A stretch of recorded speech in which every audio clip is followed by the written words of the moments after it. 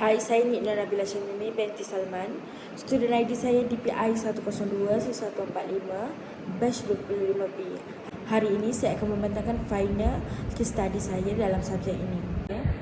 Sebagai seorang ketua penyiasat, kita ni perlulah memainkan peranan yang penting dalam mengumpulkan bahan-bahan bukti dan bahan-bahan bukti kerana perkara ini, bahan-bahan bukti ini sangatlah penting untuk digunakan untuk menuduh bersalah dalam sesuatu kesalahan yang telah dilakukan.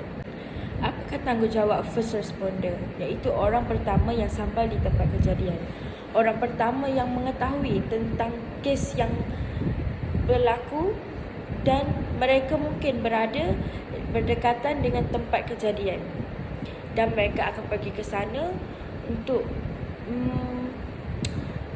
menjaga bahan bukti daripada hilang, untuk mengawasi orang awam masuk ke tempat kejadian, mengawasi pihak-pihak yang tidak berkenaan masuk ke tempat kejadian, kerana perkara ini perlu dilindungi. Kerana jika kehilangan bahan bukti yang ada di tempat kejadian, ini boleh menyebabkan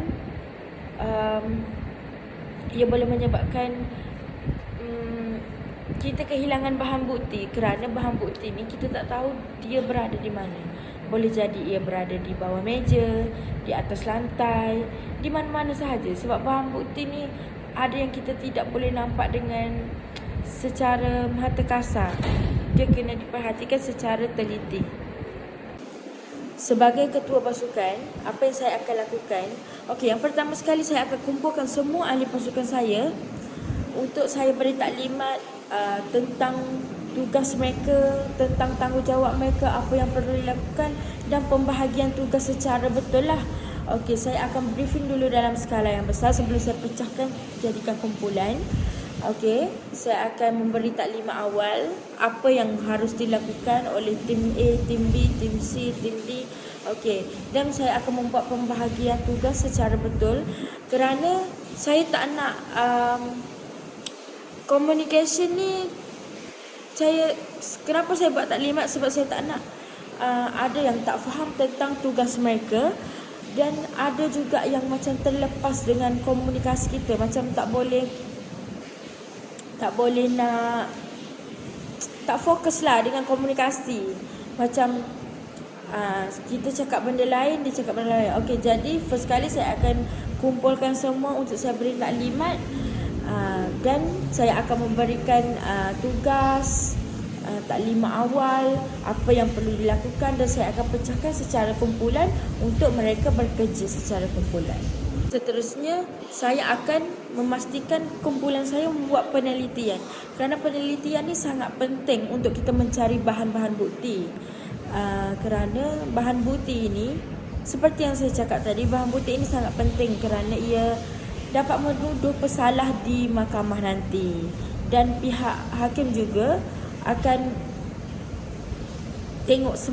tengok balik bukti-bukti yang kita dah ambil tu betul ke tak apa semua. Dan kita juga memerlukan DNA seperti apa yang ada di tempat kejadian, darah ke anything yang boleh dijadikan bukti, tapi benda tu kita kena buat penelitian lah secara berhati-hati. Sebelum memasuki tempat kejadian tu juga, saya sebagai ketua pasukan, saya akan memastikan pasukan saya memakai sarung tangan, baju yang disediakan untuk kita masuk, ada baju khusus dia, sarung kaki bagi mengelakkan kita tersentuh apa-apa dekat situ. Okey, contohnya kalau kita masuk dalam rumah tu, kita terpegang barang bukti dan kita ambil DNA dia, cap jari yang ada kat situ. Okey, dan bila keluar risap, itu adalah salah satu daripada anggota kita kerana kecuaian tidak memakai pakaian lengkap sebelum memulakan penyiasatan. Oleh sebab itu, pemakaian ni juga sangat penting sebelum kita memulakan siasatan kita. Seterusnya adalah pengumpulan bukti. Pengumpulan bukti ini sangat penting seperti yang saya katakan, kerana ia akan dibawa untuk pendakwaan di mahkamah. Dan bukti yang kita dapat kumpul daripada kes ini ialah bukti fizikal, yang mana bukti itu tidak hidup seperti senjata api, tapak kaki, bekas peluru senjata. Okey, seterusnya kita juga dapat mengumpul bukti forensik seperti helaian rambut, peluh, air kencing, air mani. Bukti-bukti ini akan dikumpul dan akan dihantar untuk siasatan lanjut dan akan dibawa ke pendakwaan mahkamah sama ada DNA itu serasi atau tidak, bukti-bukti yang dikumpulkan itu berkaitan dengan kes atau tidak, dan perkara ini akan dilihat semula oleh IO kita. Nasihat kepada penyiasat yang akan datang, sebelum memulakan tugasan ataupun tas-tas yang akan diberikan, perlu penelitian tentang kes itu, apa yang perlu dilakukan, tanggungjawab, pembahagian tugas.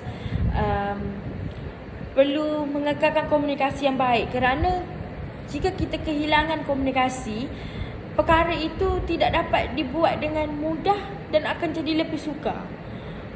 Dan kita sebagai ketua kumpulan perlu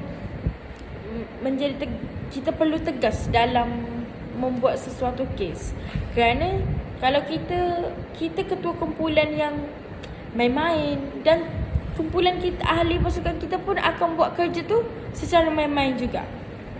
Okey, sebagai ketua kumpulan juga kita perlu bekerjasama dengan pihak luar supaya kita punya kerja ni lagi mudah.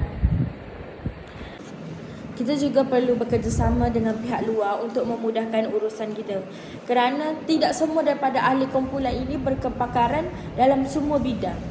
Okey, mungkin daripada bidang-bidang lain kita boleh bekerjasama dengan pihak-pihak lain.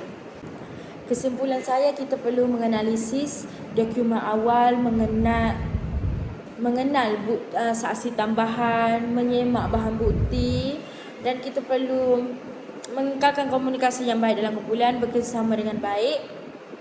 Setakat itu saja daripada saya. Sekian, terima kasih.